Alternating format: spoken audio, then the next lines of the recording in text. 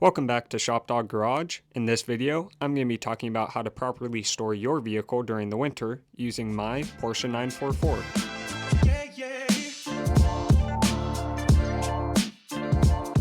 It's wise to store your car in a garage or a storage unit to eliminate weather damage, but this also minimizes any interference from animals or critters looking for a warm spot during the winter.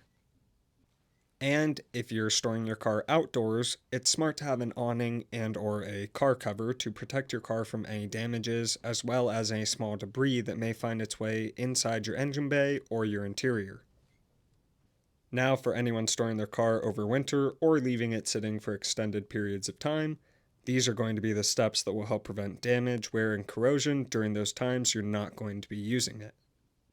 It's recommended to replace the oil and filter before winter storage to minimize sludge buildup. This can also be a good time to switch oils if needed for a colder climate.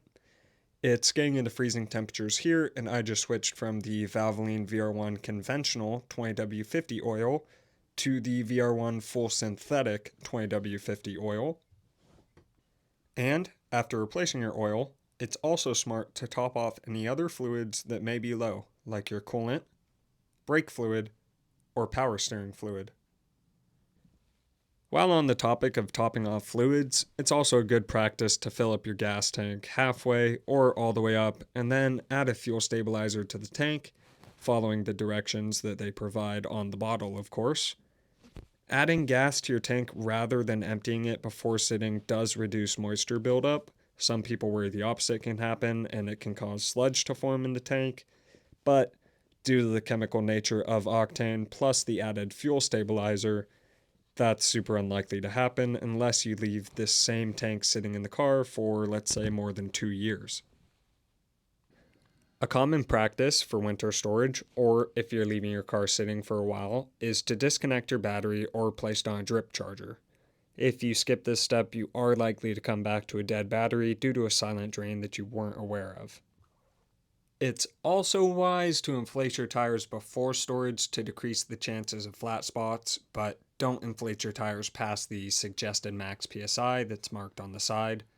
It's also suggested to disengage the parking brake if you're on flat ground and use wheel chocks or wood instead. Now, if you're in an area with critters or possible flooding and you need the car to be lifted during storage, make sure you have the proper jack stands and placement.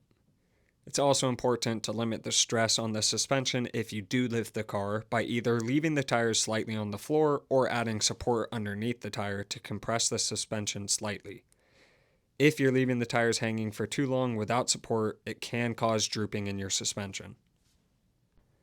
The final steps I'll be taking to pack up my car for the winter is interior storage. You do not want to come back to a car full of rat's nest and bugs, so here's what you can do to prevent that.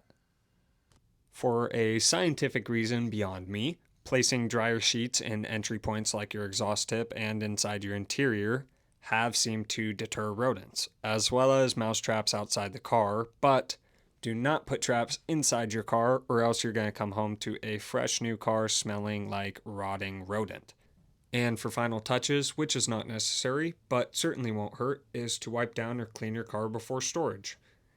Doing this will avoid letting dirt settle onto the paint or any other blemishes that may damage your top coat. And that is all you guys need to know to properly store your car for the winter. Thanks for watching. I really hope this was helpful for anyone wanting to know some of the basic steps to storing your car during the winter. If there's anything else that you'd like to see, please comment down below for some more ideas. Again, thanks for watching. Peace.